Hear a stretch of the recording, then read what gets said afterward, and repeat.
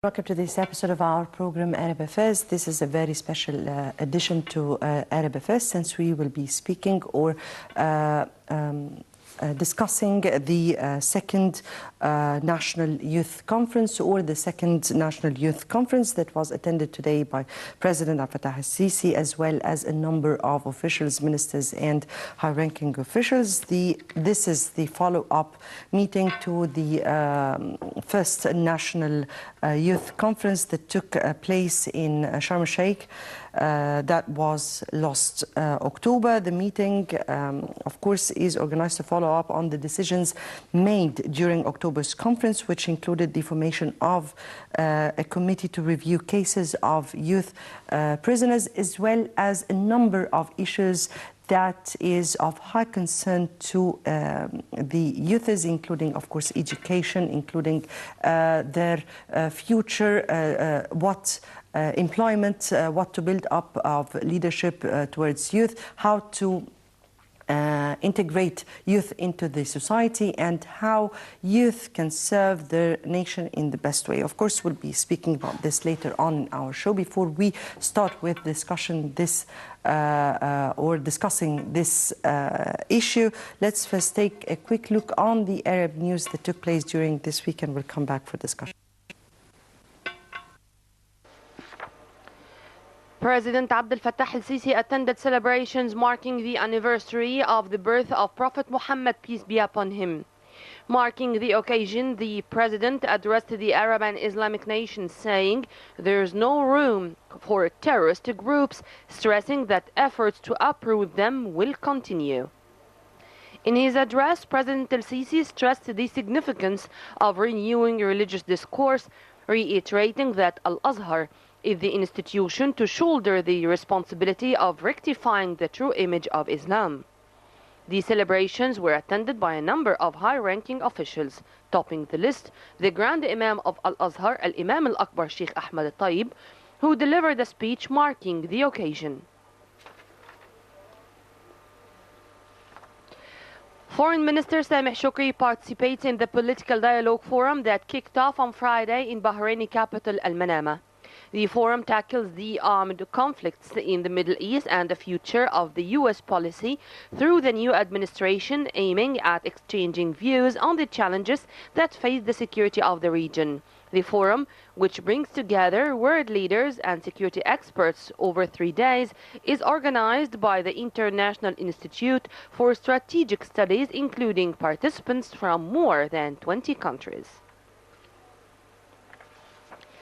The UN Human Rights Chief slammed a bill in Israel that would legalize some 4,000 settler homes in the occupied West Bank, saying it would clearly violate international law. Israeli lawmakers voted on Wednesday to advance the bill, which would retroactively legalize settler homes built on private Palestinian land. Some 400,000 Israeli settlers currently live in the occupied West Bank, excluding annexed East Jerusalem or Al-Quds, along with 2.6 million Palestinians. The United States, UN officials, and the European Union have warned that continued settlement building is eating away at the possibility of a two-state solution to the conflict.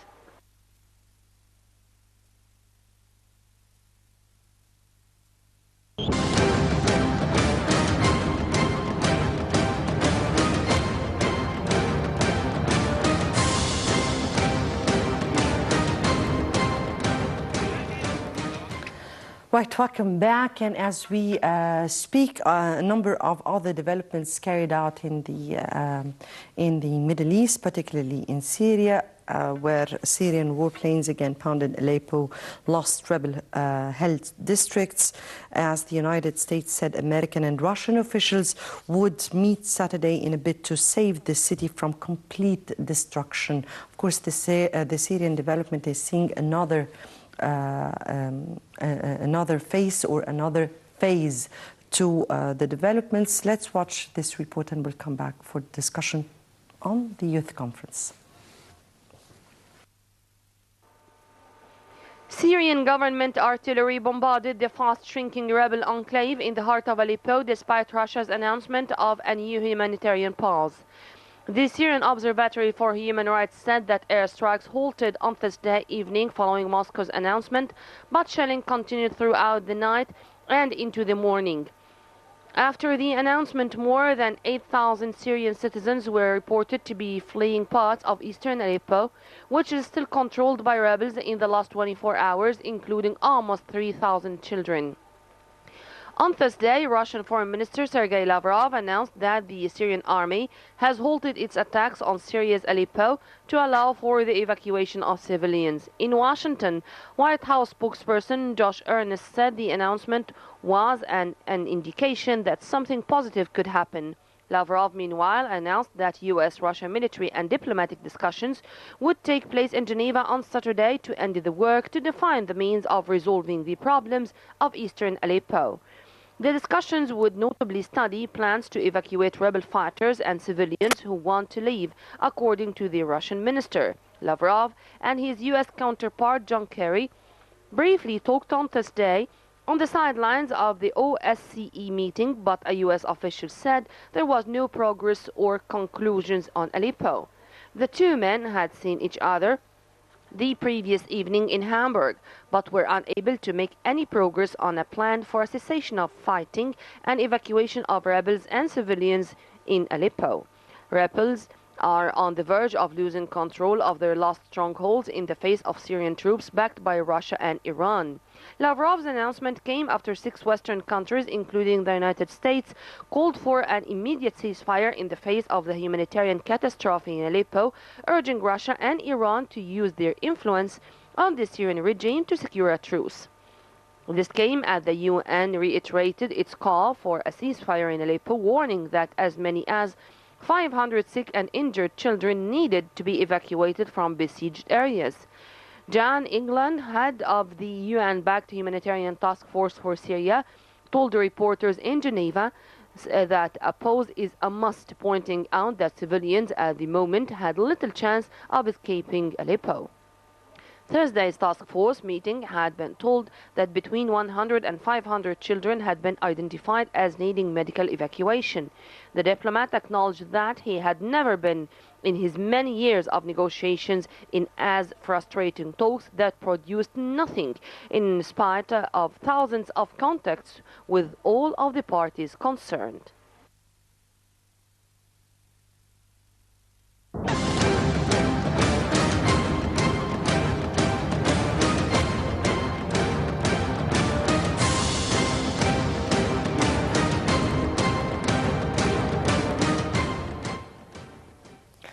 Right, welcome back. And these were the developments in Syria, of course, with the fighting resuming after a brief respite. The UN General Assembly demanded an immediate ceasefire and urgent aid deliveries in a resolution adopted by a strong majority. These are the developments so far in Syria. We'll be updating you later.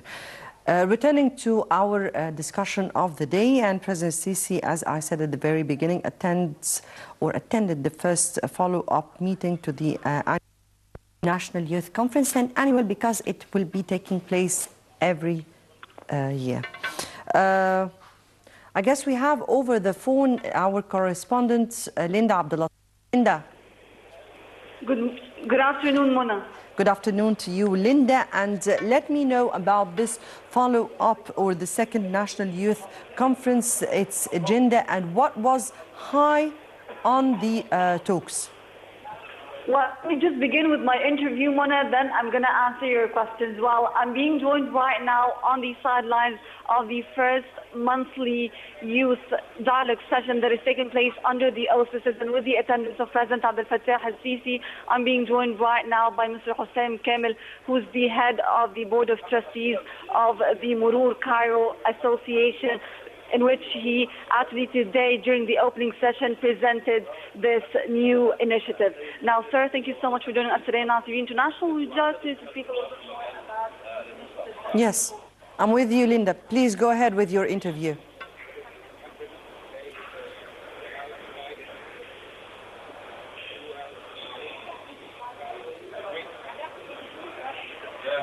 It's all about guidance the citizens throughout the whole city of Cairo, the greater Cairo, actually Cairo, Giza, and and we're covering all the streets and roads, all the main roads, with the traffic feeds based on two things: the crowd wisdom, the users themselves, and governmental sources or official sources about accidents or detours or any for the constructions or any news updates about the traffic and core service that we provide through the application.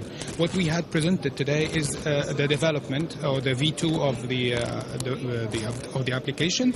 It's all about adding new features, new functions to the application, which makes it more beneficial to the citizen and gives them a lot of tools to be more positive and to help the government, if you can say this, to be more efficient, if we can use this expression, because we will help the government by a more proactive citizen. This is how we see it in the association. What about the implementation phase? When is it going to be implemented?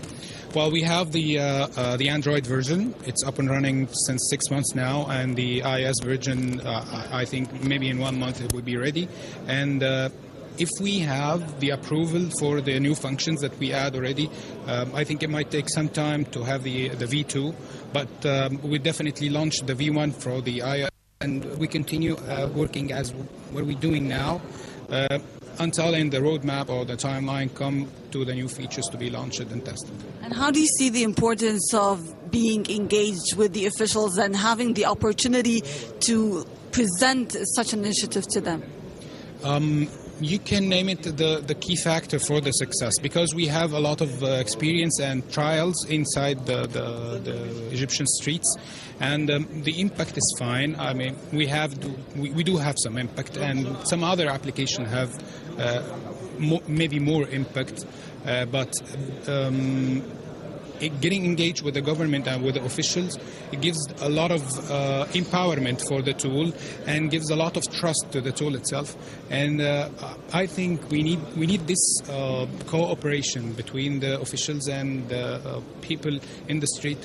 We need a faster tool to communicate with people, to reduce the critical situations that we face every day.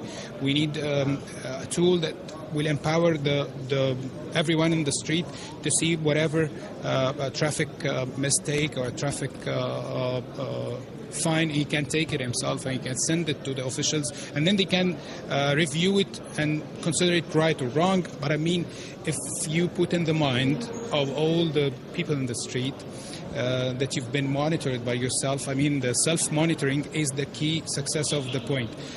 In all the cities that we see a lot of discipline in the streets, it's all about monitoring. They know that they are monitored, and that's why they keep following the rules. What we're missing here is this type of monitoring, which I think needs a lot of money to be implemented from the official sides. From our tool that we give through the application, I think we can do it with a way less cost. Mr. Hussein, thank you so much for joining us today on Nile TV International. Thank you very much.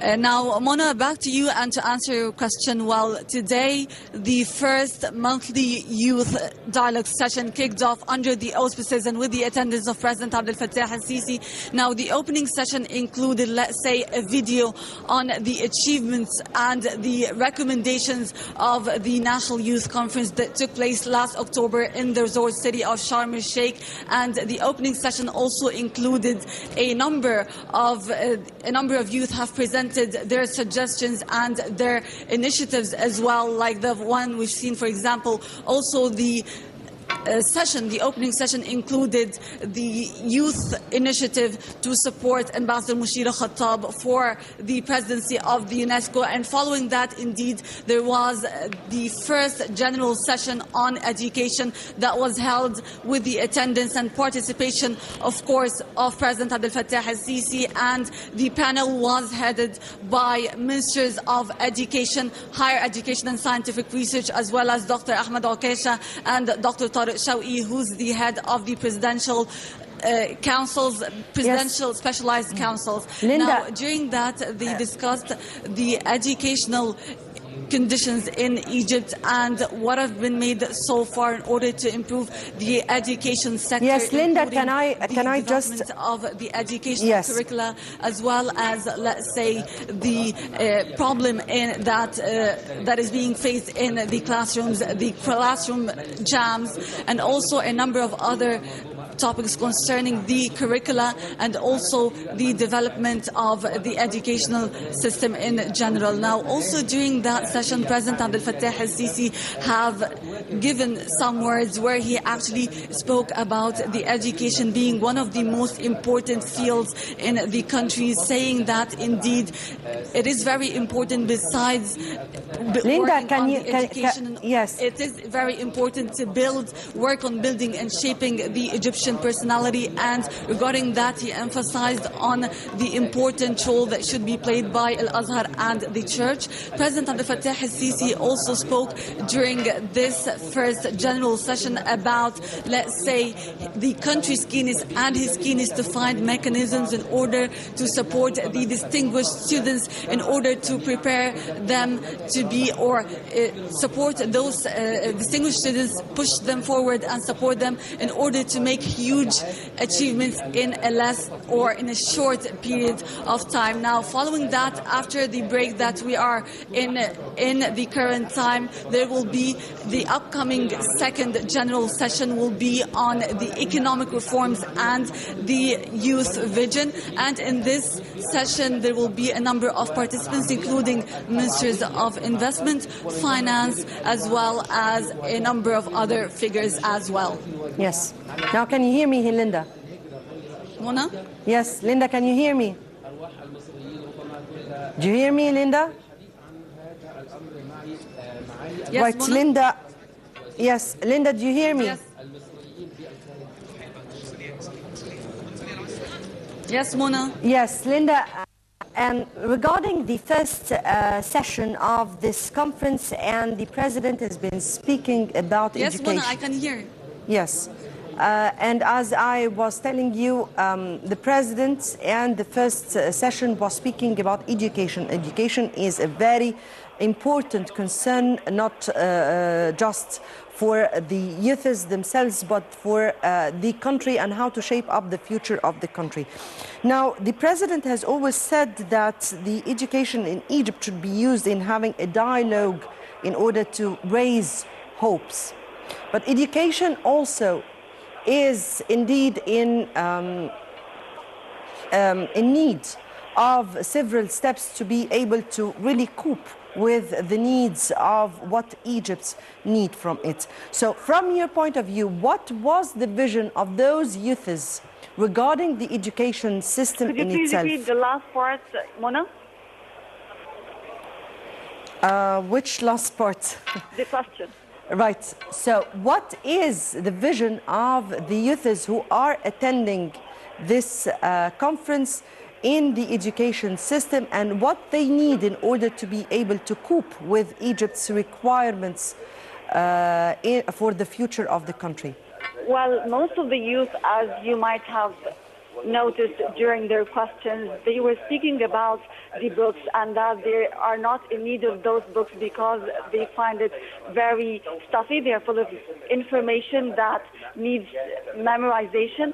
So you just need the educational system to be more engaged and more into having critical thinking and critical analysis when it comes to education. They need engagement. They need to be in direct contact with the professors. They do not need to be given books in order to be memorized. They need to have some sort of, let's say, one-to-one discussion with the professors, and also they need summarized info or points instead of just given something that they have to, as I've mentioned, memorize.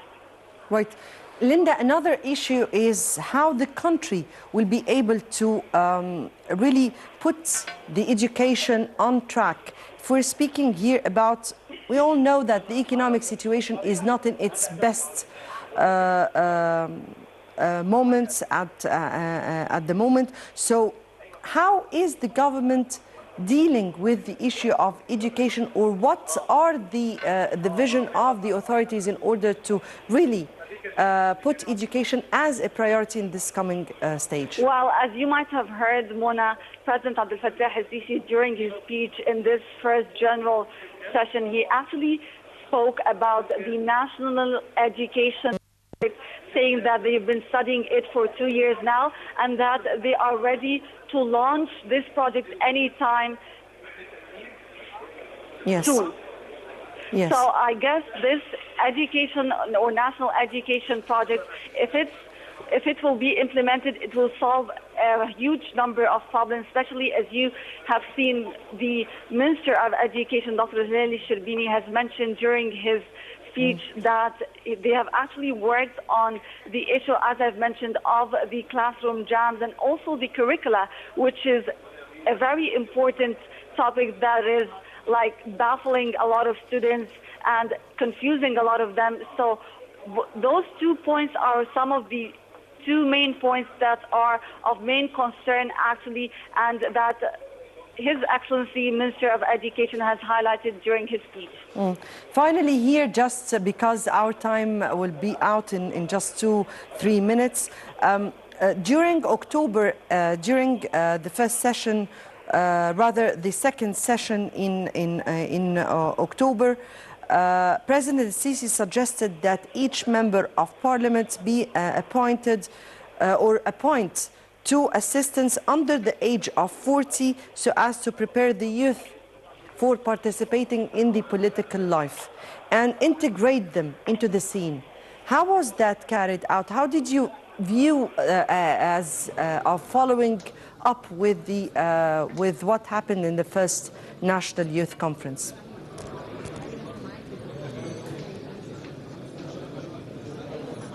Linda.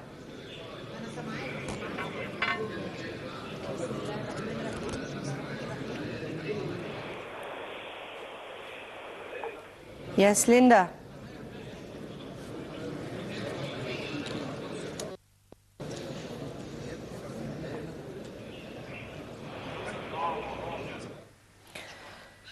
Right, I guess, Linda, we thank you very much for being with us over the phone and for all your inputs that you've given us through your conversation. Of course, this is, as I said, is a follow-up meeting to the annual National Youth Conference. It is taking place in order to follow up with some of the important decisions that had taken place during October. One of them, as I just said, this a proposal by President Sisi that each member of parliament appoint 2 assistants under the age of 40 in order to be able to integrate or make the youth aware of the political scene and aware of much of the of our causes and cases. Of course, another one was the committee that the President has ordered to form during October to review the cases of youth prisoners, and we have seen President Sisi already pardons 82 of those youths, and of course we are seeing how would this also be discussed during, but this would be later on throughout this conference as part of the follow-up of this conference or what took place. Of course, education was put high on the agenda of discussion, education, because education is part of what will seen as shaping up the future of this country. I guess up till this minute, this is the whole coverage for the conference. Of course, during the day, there will be other sessions that will be held. So we will be bringing you more other coverages to other sessions. And until that, it's goodbye.